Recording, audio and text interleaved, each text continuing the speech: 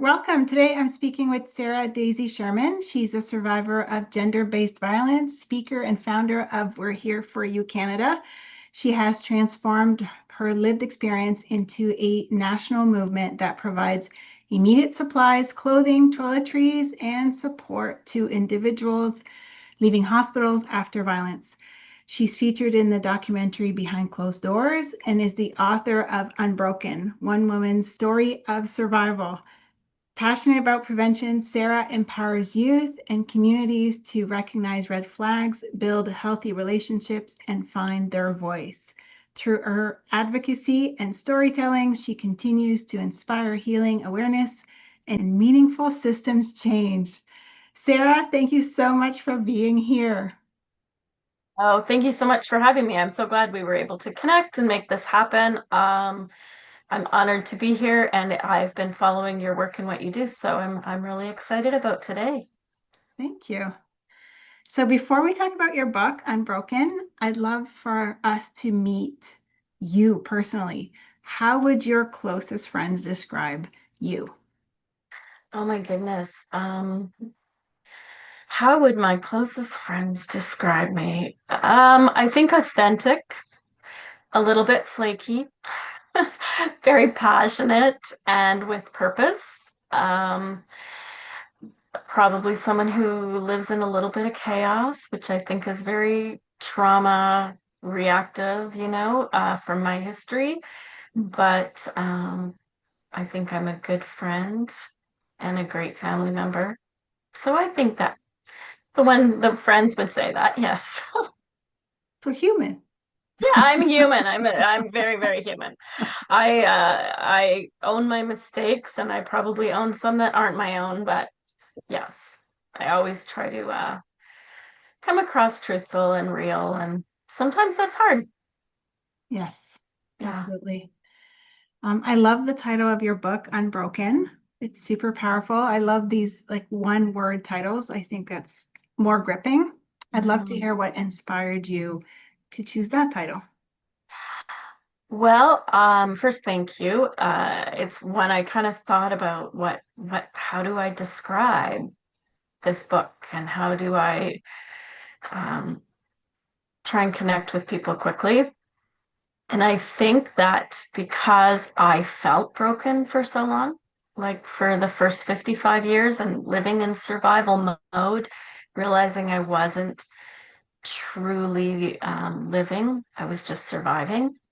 And that the work that oh, now you just made me feel emotional. The work that I've done in the last 5 years has been so healing that I realize I'm not broken.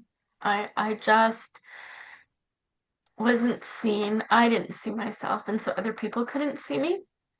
And so I lived in that space for a really long time. And I think that the title really came from wanting to show how, life can try to destroy you and it can try to break you, but we can come through and be unbroken. Yeah. Yeah. Is there a specific memory or moment that you know of where you realized you were not broken? Um, I would say that it would have been in the spring of 25.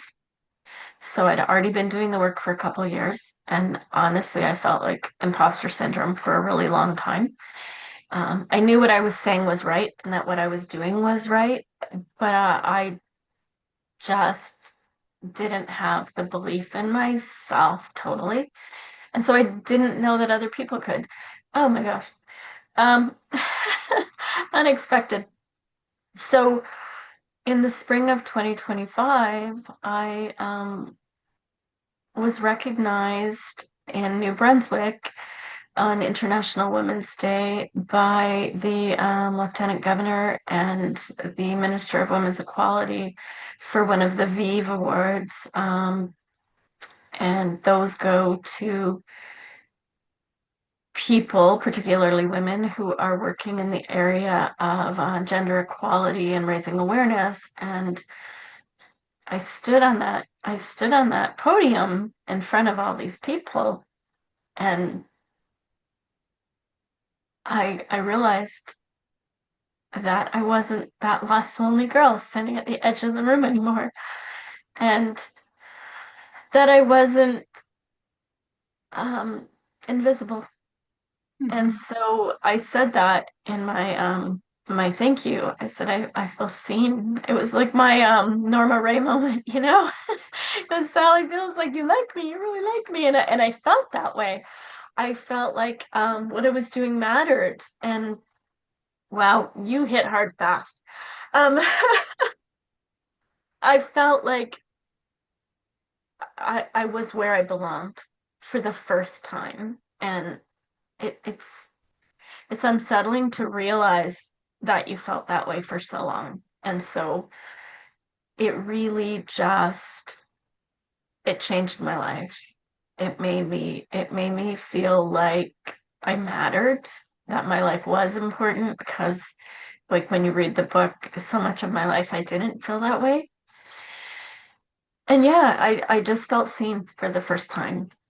And that made all of the things that weren't right be really clear. It made me understand that we can come through the fires of hell and survive, and we can make a difference. And that is all that matters to me in my life now. So much else has happened since that award, but that was like the first moment. And I felt like I belonged in the world for the first time. Yeah. So glad you shared that. And I'm so glad you chose to share your story in your book. There's so many women that carry these painful experiences in silence. And Mhm. I think by sharing, you're giving other women a voice and permission. What do you think kept you silent? And what do you think finally helped you decide to speak or, in this case, like write your book? Well, I think that all of the childhood trauma that I didn't realize was trauma kept me silent. And then living in a violent relationship for 18 years. So the first 18 years, I was kept silent in my family and at home and not realizing that I had been through trauma. The next 18 years were with someone who found a vulnerable victim that they could control and manipulate. And then the next 18 years, roughly, I was hiding.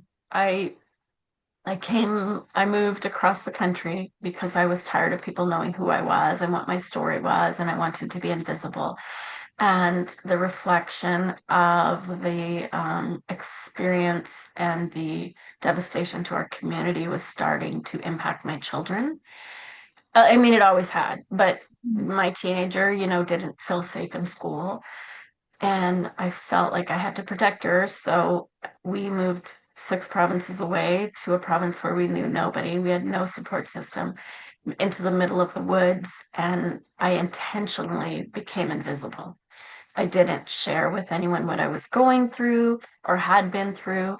I felt like just being a stay-at-home mom and taking care of my kids and selling bread at the farm market, I could just blend in and be invisible and try and fit in.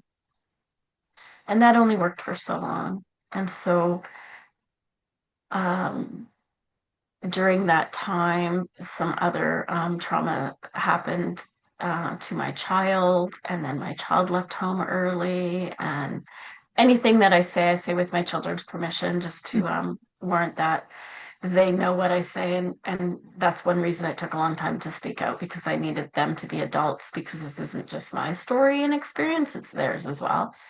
So when that child left, that broke my heart. And I felt like a failure because she was still a teen. She shouldn't have been leaving home yet. Then my husband got cancer. And I just gave up everything to take care of him for years. Then, as we were starting to come out of that, the pandemic hit. And My mom was ill, and I was just watching the news every day. Like, she got ill just badly just before, and we didn't know what was wrong with her.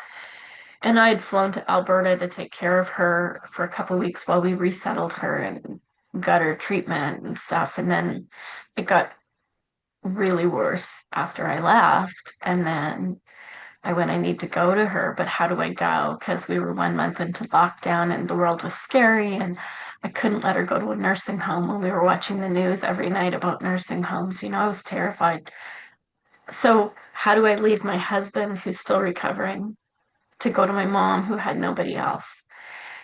And I did. I left my husband home alone. I went and I bought it, a couple $1,000s worth of groceries and chicken feed, and chickens, so he'd have everything he'd need because he doesn't drive and he couldn't leave the property. He didn't leave our property for 5 months while I was gone. I went and took care of my mom. Um, she passed during that time and she shouldn't have. It was due to poor medical care. That broke my heart. And then a year later, I was just in really the worst health of my life. I was very overweight. I couldn't move. I was in constant pain. I was self-medicating um, in multiple ways just to function. And I wasn't functioning, but it was just to try to keep things at bay. And then I realized I had had a mental breakdown. I went, because I literally, I was in school in the first semester because I was like, I'll go back to school. So the first semester was great, A's, doing well, feeling really great about myself, but then realizing I couldn't focus the second semester. And then I felt like more of a failure. And I would sit in my room at my desk for 7, 8 hours and then not even knowing the time had gone by. And my husband thought I was studying, and I was just kind of sitting there and doing nothing. And I realized in the fall of 2021 that I was not living. My kids were worried about me. I know my husband was worried about me. I was worried about me. And I just kind of had an aha moment. I went, yeah, Sarah, you've got to get your stuff together. You've got to take care of yourself, because I was just 55 and I went, I cannot live for 30 years like this. I won't make it. Mhm. So I saw something from my hometown where a group of women were because we're still in mid-pandemic, especially in the Maritimes. We had that bubble, and there was nothing happening. You couldn't see people or anything. And so these women were helping unhoused women on Vancouver Island with supplies they needed to live in their cars so they could be safe. And I thought, well, wouldn't comfort kits or something be a great idea? And I just thought I was going to do a one-time donation. And I knew the only way to get people, our stories matter. It's our storytelling that gets people to want to make a difference, right? So I knew I had to share, and I hadn't done that before, although a couple people kind of knew some things. And I decided to do that. So I put out just a first time, it was a very small share, not like I've shared since, but a very small share on what family violence looks like, and attempted femicide and felicide, as my ex-partner, ex-husband, not ex because he died, but uh, and I thought I have to tell this to connect with people on why it's important to help survivors, because when I needed help, there was nothing there to help me in the immediate aftermath. And I thought, oh, there must be something. It's 17 years since the last act of violence against me. There must be something in place. And there wasn't. So I started doing what I do. And that's just morphed. And then a year ago, I had gone back to work in that time. A little bit after that, I'd started a full-time job again for the first time since I'd moved to New Brunswick. And a year ago, that job ended for budget reasons. And I again felt like a failure. I'm like, they just don't want me. I'm not good enough. But I knew I was, because the work was growing and what I was doing was, but it was those old voices in my head, like just shouting at me. And my husband said, that's time to finish your book. that's what you're supposed to do now. Yeah, because I'd tried for 10 years to write it and couldn't. I'd stop and start, and I would have multiple starts of the same part of the story, and every Mhm. time it was written different. And I went, okay. So I just did it, and I did it all on my own. Not probably the best process, but it was what I needed to do, and I just needed complete control emotionally. And so I did it and got it out there. Yeah. Amazing. You have like an incredible story, and I'm really glad that you shared it, and I'm glad that it's having the effect that it's having in the world. What do you think your book made possible that wasn't possible before? It made it possible to tell what really happened to me as a child and a teenager. Because honestly, even speaking to people now, like you've read the book, parts of that I still don't say out loud. Hmm. It let me feel safe to do that. I mean, I was terrified, Yeah. right? Especially after I pushed send, right, to print. Right. But it let me tell what happened because I really felt that I needed to share, not, yes, the story's compelling and it's traumatic and it's tragic, to what the final after the final end story was, but it was the why did I get there in the first place, you know? And because like people always ask, why didn't she leave, right? Instead of why didn't that person stop hurting you?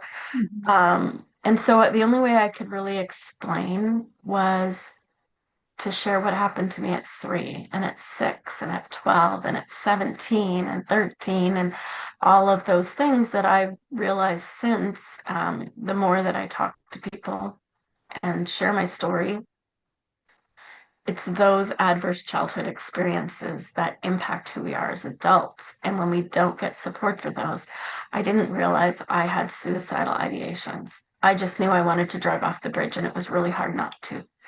I knew I wanted to drive over cliffs, and I couldn't go. I couldn't drive. Like in BC, there's a lot of highways where there's drop offs, and really hard to drive down those without just swerving over. I didn't realize that was suicidal ideation. I didn't realize that my mental health was in such a bad state. So I really felt that it was important to share that. Um, and I can't say a lot of it still out loud. Like it's too hard because for Mhm. so many years, like what happened to me at 6 years old, you know, I convinced myself that was children playing doctor, but it wasn't. It was being, you know, assaulted. And yeah, like I said, even now, like, it's hard to say those things. So having it in print, it gave me the freedom. I had to go back. I had to censor it because the first time, and I know you've written, and the first time I write everything. It's graphic, it's bloody, it's everything. And then I go back and go, that I know that's too much for people, but it was cathartic to get it out. Mhm. And so then I go back and I censor it so that it's, still impactful, but not gratuitously graphic, because I don't feel that that's necessary for me. And yeah, so it just kind of gave me the freedom to do that. Yeah. And I know that sometimes I do give people warnings when they buy the book. I'm like, you know, it's not an easy read. There's some stuff. And especially to family members who have purchased it, I'm like, okay, you might not want to read this. I don't know. uh, so yeah, that's so I do. It's not something that I did to try to be a bestseller, or get it on Amazon. I intentionally didn't do that. I am fine with it being out there and being shared, but I kind of need that sense of control because it is so personal. Yeah. Mhm. So I know I've done it a little different than other people, but for me, it works. Yeah.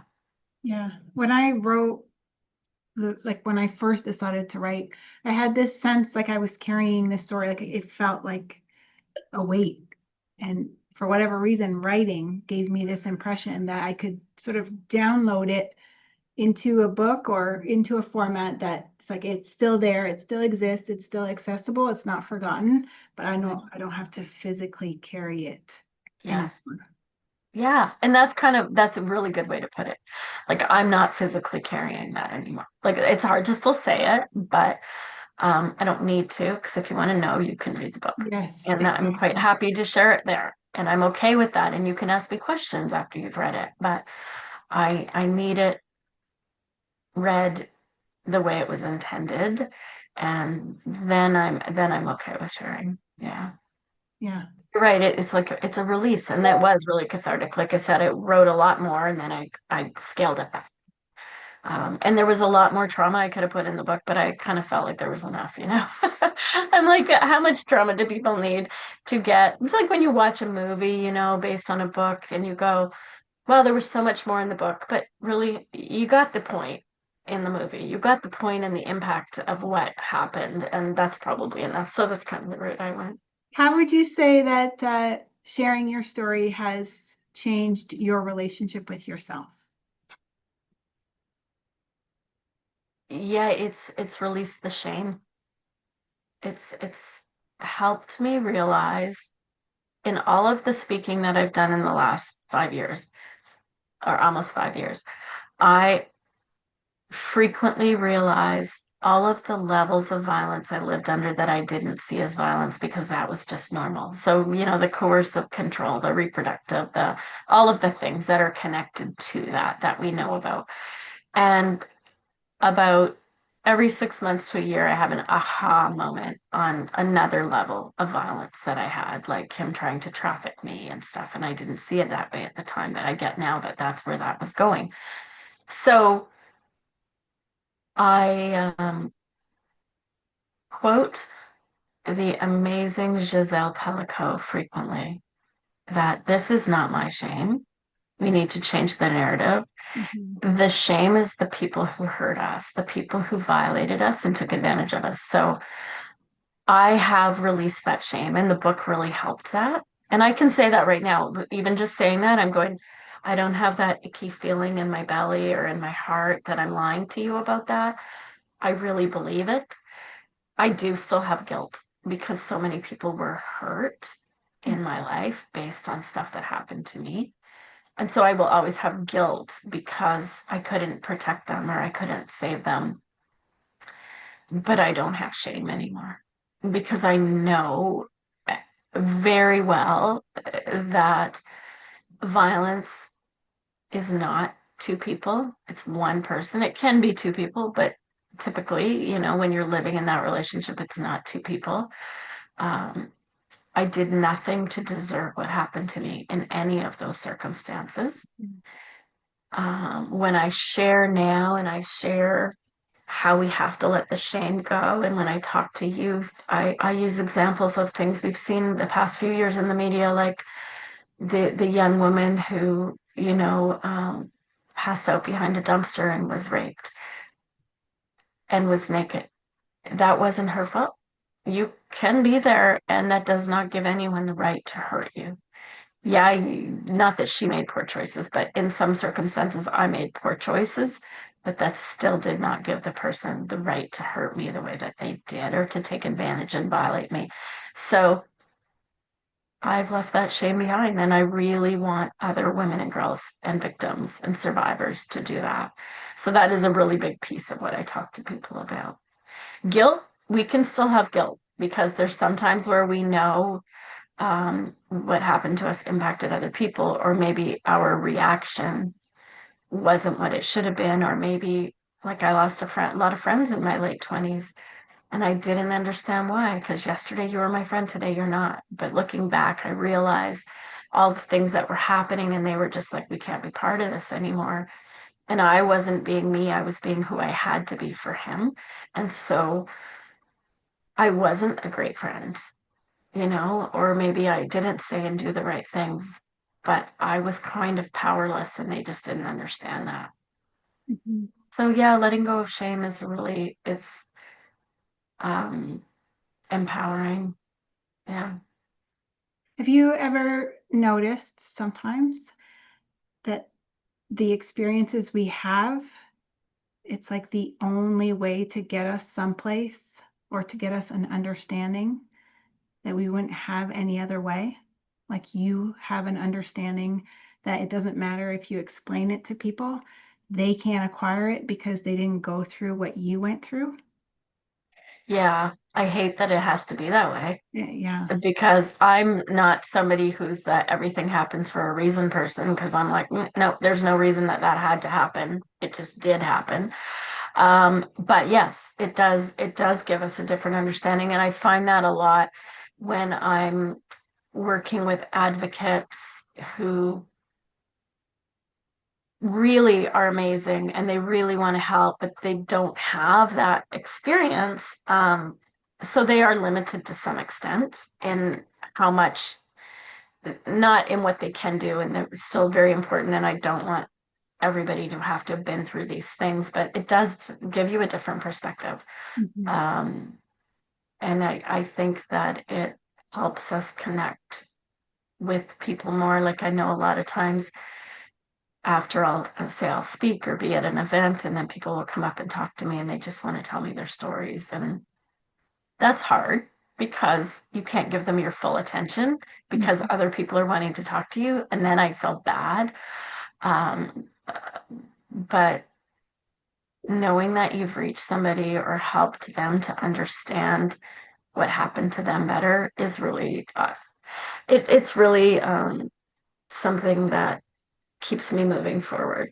Because Mhm. some days are hard, right? Some days are Yeah. still really hard. You can be enlightened and empowered and enthused and encouraged, but exhausted.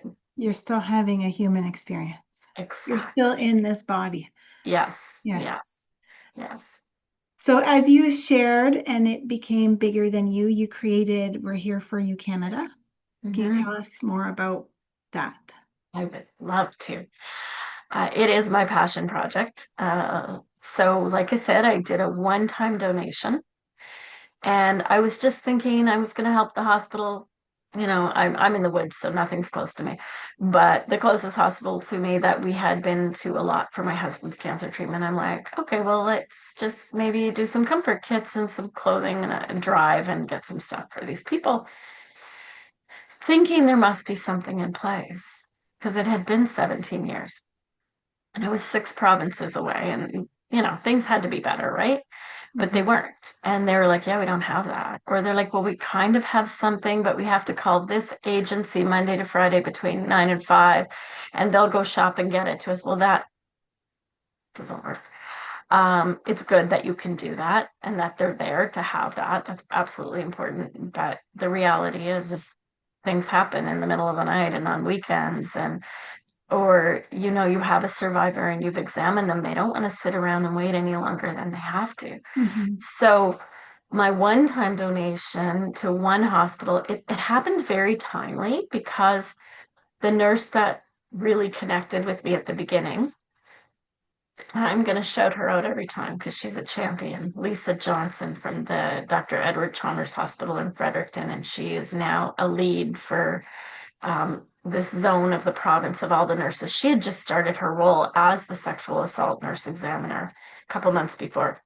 She was just getting her feet wet, figuring out, how to raise awareness, how to get victims to come to the hospital, how to support survivors, in addition to the work she did.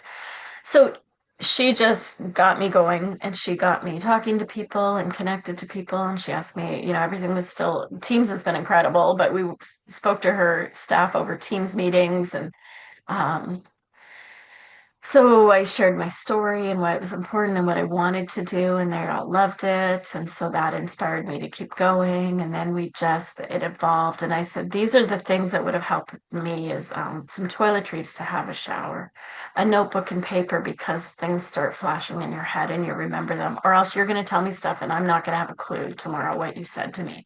Mhm. Um, Personal items, and then there was clothing, and I was given after my exam a horrible outfit that, no, it was brighter neon pink than what I'm wearing right now, velour, cuffed on all the sleeves and everywhere, and I just felt like, and I was still nursing my child, and no bra, and I just felt like a big sausage smushed in there, and I felt like everybody knew who I was, and I was given um, the blue hospital bag to show me my child's stuff in. And I can't even look at those blue and white hospital bags.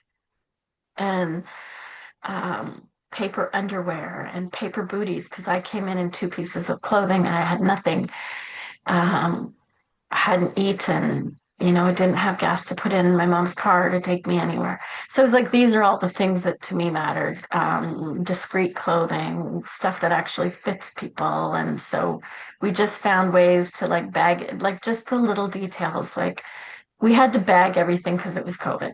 And, Hmm. everything had to be in plastic. And I hate plastic because I'm very environmental, but we've stuck with that because then people can search through and not get things dirty and feel like we've gone from gently used clothing to only new clothing. Because I think that survivors deserve to have something that's theirs that hasn't been worn by anybody else.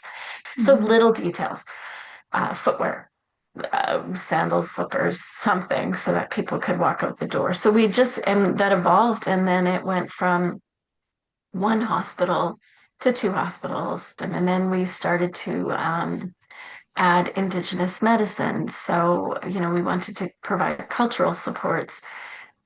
When we provide Indigenous survivors with, first of all, the knowledge that it's a safe place to go. Secondly, that when they get there are healing supports, whether they know how to practice those cultural supports or not. It's something to recognize them and to let them know that they're going to be treated with dignity and respect. We've added hijabs, prayer mats, and prayer beads for Muslim women.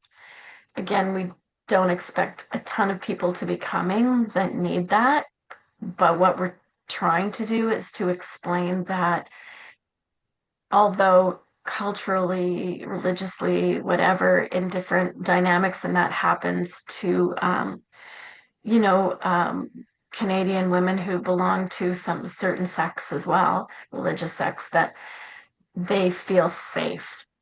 When we can, we add items like long sleeves and stuff so that people are modestly covered who maybe that's what they need to be Hmm. or want to be in that moment.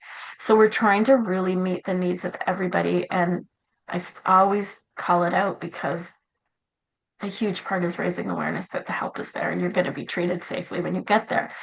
In addition to that, in order to recognize that sexual and intimate partner violence does not just happen to women, that within the LGBTQ plus population, the rates of intimate partner and sexual violence are very high, not necessarily from their partners, but from other people as well, right?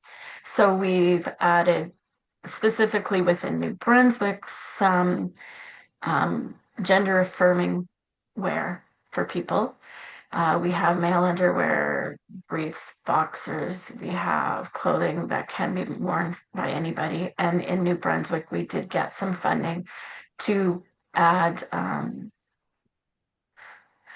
some binders and, for people who are transitioning who might need that, as well as for women of color, hair and texture is different. So, maybe you need like different brushes and combs, and we've included those and we're distributing those. So we're trying to let everyone know it's a safe place to come and that when you're there, not every unit will have all those items, but that we're really aiming to meet your needs where you're at in that moment. This has been completely survivor led and volunteer run for the whole time. We haven't had any operational funding. So donations and fundraising and grant applications are huge, but we are a Canadian charity. So that opened up doors for us, which has been incredible. Hmm. It's amazing. What would you say surprised you most about like sharing your story and what came next? Um, that people believed me. I just wanted to be a mom, and I kept thinking that would make life better, like a lot of us do.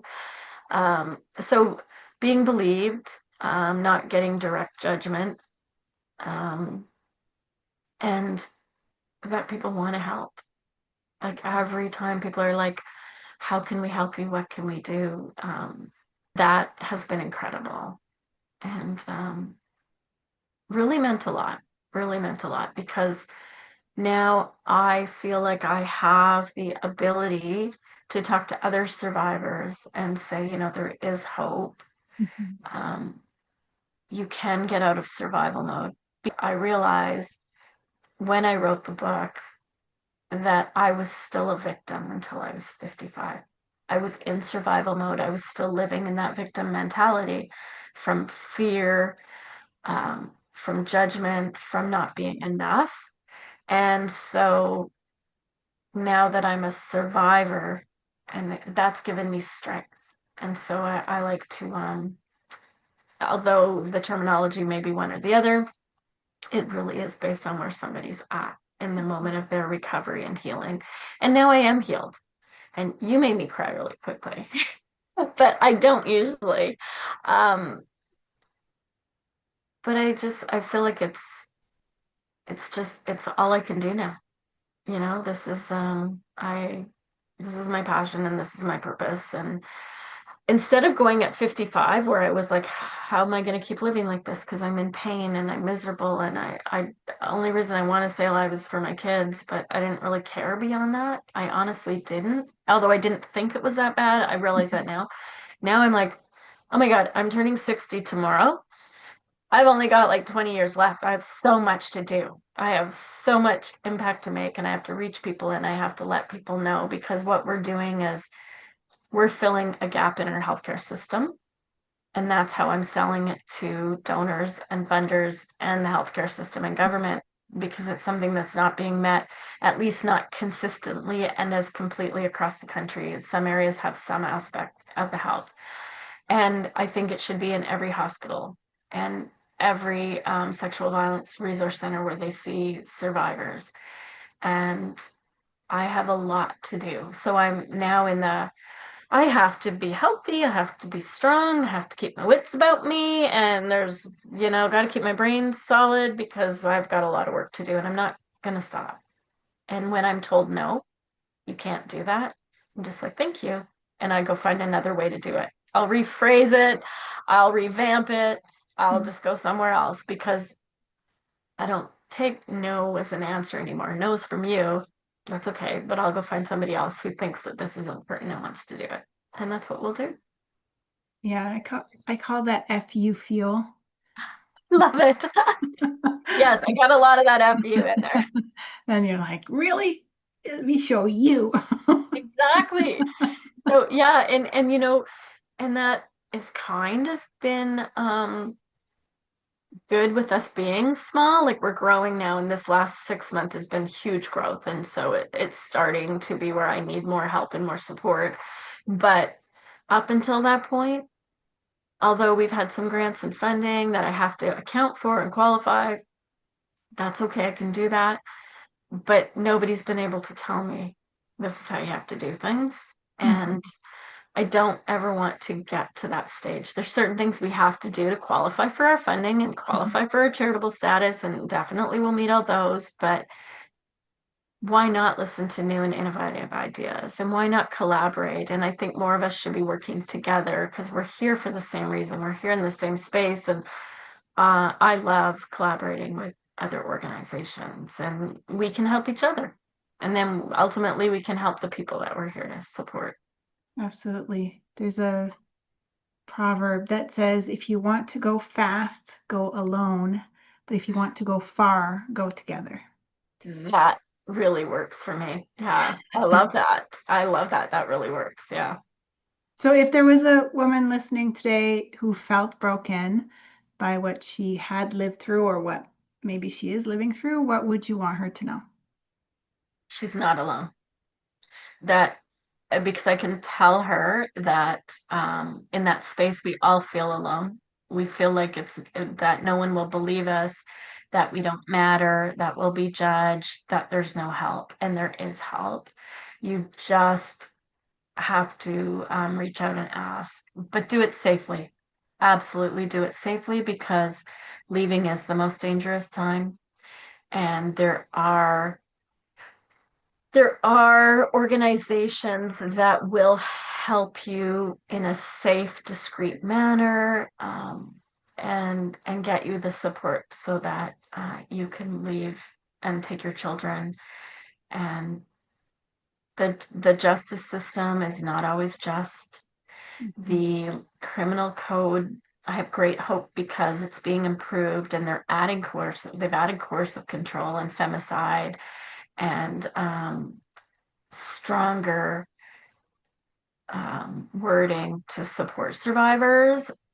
But that has to funnel down to the defense lawyers and the crown prosecutors and the judges, because I can tell you, I sat with a survivor in court a couple months ago, and she was not allowed to read her victim statement, which she had been invited to come do. She was never spoken to once. The court spoke so softly that you couldn't hear anything that was going on. The defense lawyer said, well, how's it intimate partner violence? It was only 3 months. So he stole her car. Would we be here if he stole a TV? Totally discounting the fact that he had beaten her, kicked her out of the car, and almost run her over and stolen her car. Like that didn't matter.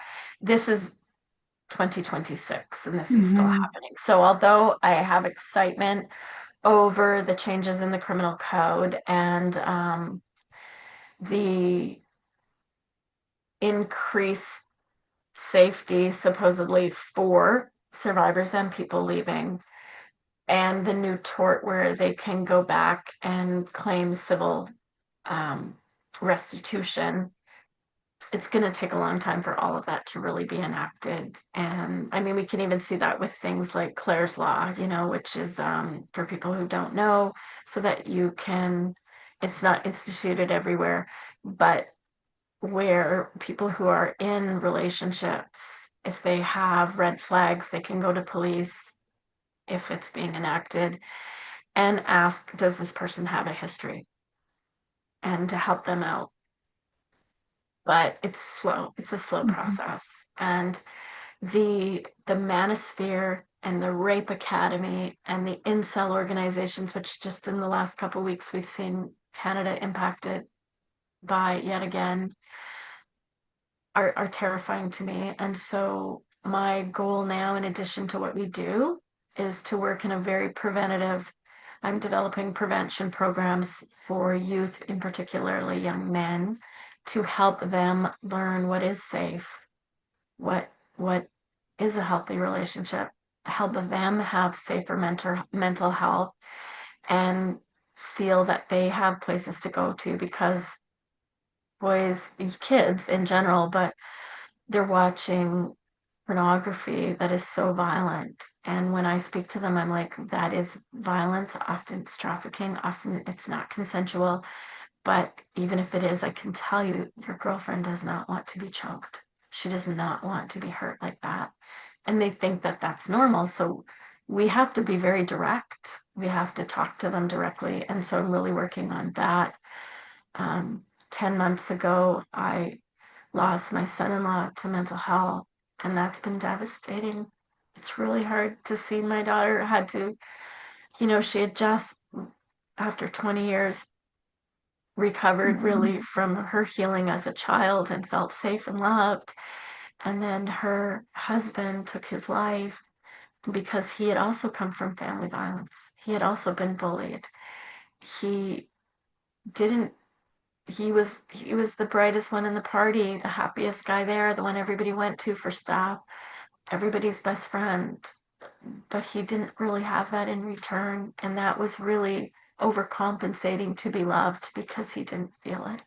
And Mhm. so Ryan's legacy is that I want my grandsons, I want the young men in the world to know that their mental health matters, because if they're mentally healthy, they're not going to be violent towards their girlfriends, wives, or partners.